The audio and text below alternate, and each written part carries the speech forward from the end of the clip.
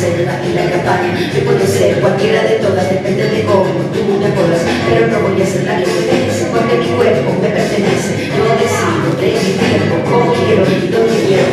Independiente yo nací, independiente decidí. Yo no camino detrás de ti, yo camino de la par aquí. Tú no me vas a humillar, tú no me vas a gritar, tú no me vas a someter, tú no me vas a golpear, tú no me vas a denigrar, tú no me vas a obligar, tú no me vas a silenciar, tú no me vas a callar.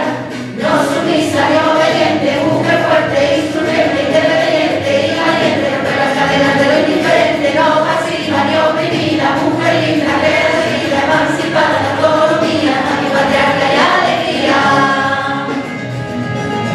A liberar.